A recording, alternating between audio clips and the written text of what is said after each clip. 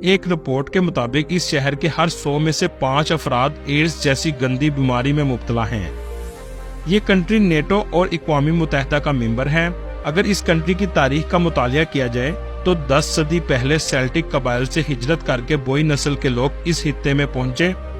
Roman सल्तनत के जवाल के बाद मोरियन और जर्मैनिक नस्ल के लोग आबाद हुए और 5वीं सदी में इनका पहला हुक्मरान बना, जिसका नाम मार्बोदस था।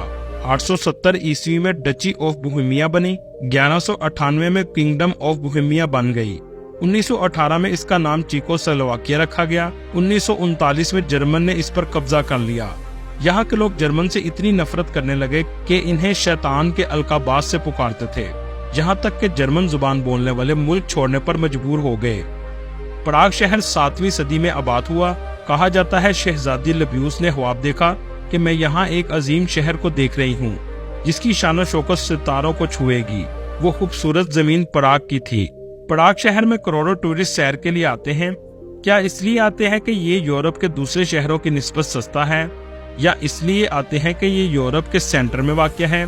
क्या ये सबसे महफूज शहर है इसलिए आते हैं?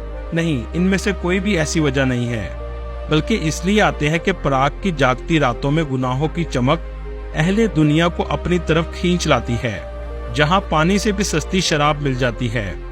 प्राग शहर सारी रात जागता है। अयाशी करने वालों के लिए हर तरह का अयाशी का सामान मौजूद है। इसी वजह से एड्स जैसी गंदी बीमारी इस शहर में सबसे ज्यादा है। आपने मॉडल टेरेसा का नाम तो सुना होगा। मॉडल टेरेसा भी इसी शहर की थी, जो रातों रात अमीर होने के चक्कर में करोड़ों रुपए की मंशियात स्मगल करते हुए पकड़ी गई। इसको पाकिस्तान में पकड़ा गया था, जिस पर अदालत ने 8 साल की कैद सजा सुनाई। प्राग शहर को ऊपर से देखें तो दरिया वाल्टोवा अपने मौजूद होने का भरपूर इजहार करता है। ओल्ड टाउन के मीनार इसकी खूबसूरती में इजाफा करते हैं। आप अगर प्राग के एस्ट्रोनॉमिकल क्लॉक से वाकिफ नहीं हैं, तो आपको जरूर विजिट करना चाहिए। यहाँ आपको अक्सर रश देखने को मिलेगा। बहुत से लोग घंटा मुकम्मल होने पर इस क्लॉक को देखने आते हैं। जहाँ घंटा मुकम्मल होने पर घड़ियां खुलती हैं और कुछ मुजस्मे हरकत में आते हैं। ये दुनिया का तीसरा कदीम तरीन क्लॉक है। प्राग का किला दुनिया के सबसे बड़े किलों में से एक है, जहां इनके बहुत से बादशाहों के मकबरे भी मौजूद हैं।